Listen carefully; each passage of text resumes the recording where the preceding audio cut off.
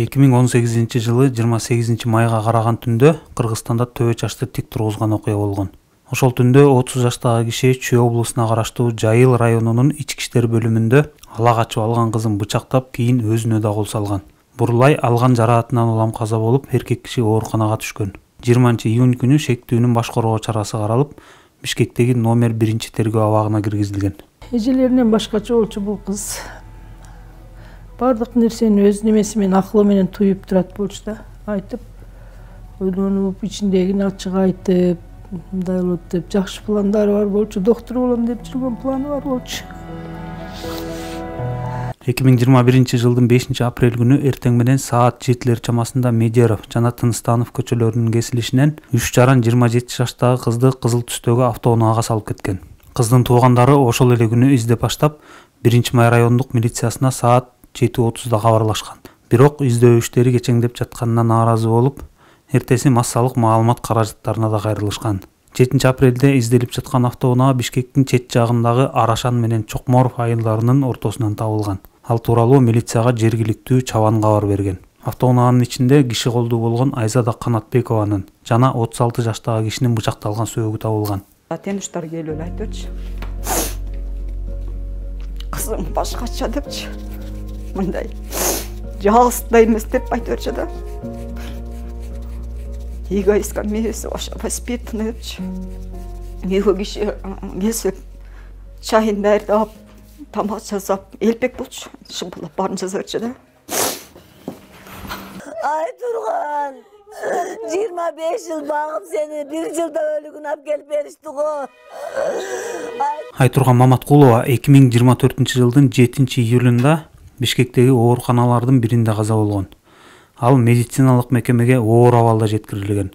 Алгачкы маалыматта дарыга уулануу, өзүн өзү өлтүрүү, жүрөк кан тамыр оорусунун курч жетишсиздиги диагнозу коюлган.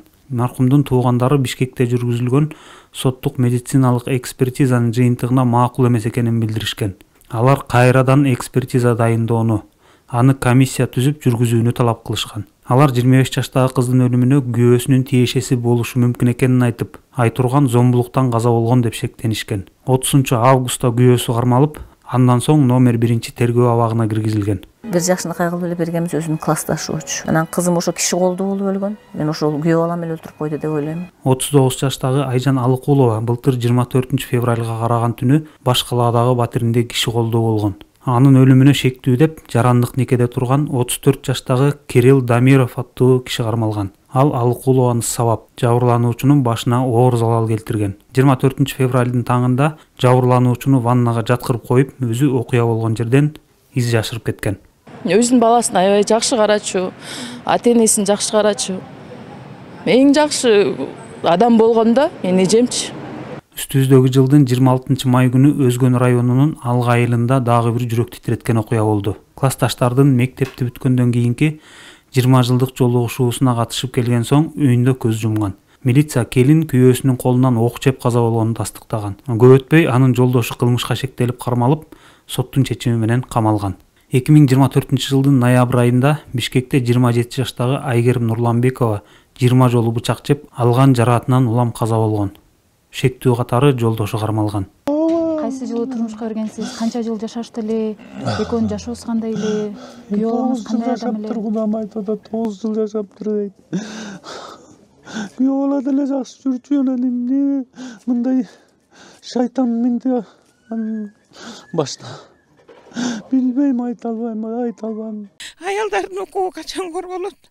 Ушинтип эле ар бир ата-эненин чырактай кыздары өлүп кете береби?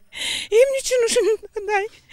Кызымды ушул айылдан элдик кыз болчу, эл үчүн чуркаган, эл үчүн күйгөн, колунан келсе элдин баарына жардам берген кыз болчу. Бишкектин четинде күйөөсүнүн колунан ажал тапкан 34 жаштагы Рахима Айкынбаеванын сөөгү өткөн жылы апрель айында жерге берилген. 3 баланын энеси 4 апрелге караган түнү бир нече жеринен бычакталып каза болгон. Кылмышка шектелип 33 жаштагы күйөөсү кармалган. Рахиманы жакшы тааныгандар ал тың, боорукер жана кайраттуу болгонун айтышат. Турмуштун бир топ сыноосун баштан кечирген Рахима өзү өңдүү зомбулукка кабылган. Миграциядан кайтып келген жалгыз бой аялдарга кол сунуп, жардамын аячу эмес экен. Үйдүн бычагы экен, момчалык болгон бычак экен дейт, бирок тупой бычак экен дейт. Аны жасайып бүтүп туалетке кыргызып салыптыр. Ана туалеттен кече алып чыгышыптыр, милиция менен алып келип ошону туалеттин ичинен алып пычакты таап чыгышты. Кошунага барып мен сайып салдым деп айтыптыр. Анан милицияга барып жана оправдание кылыптыр.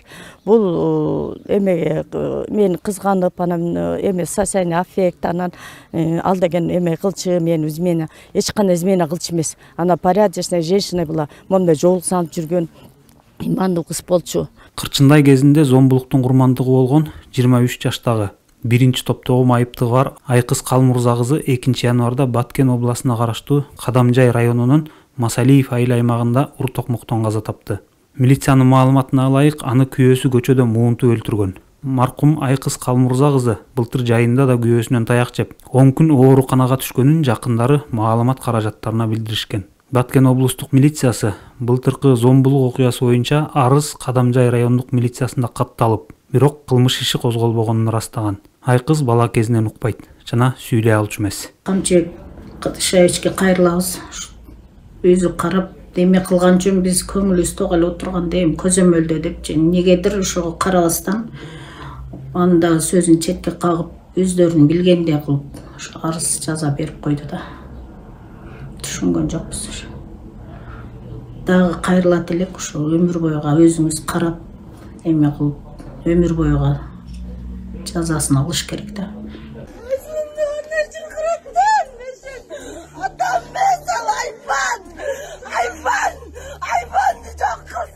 Ысык көлдө дайынсыз болуп жаткан 17 жаштагы Айсулуу Мукашева зордукталып, өлтүрүлгөнү белгилүү болду.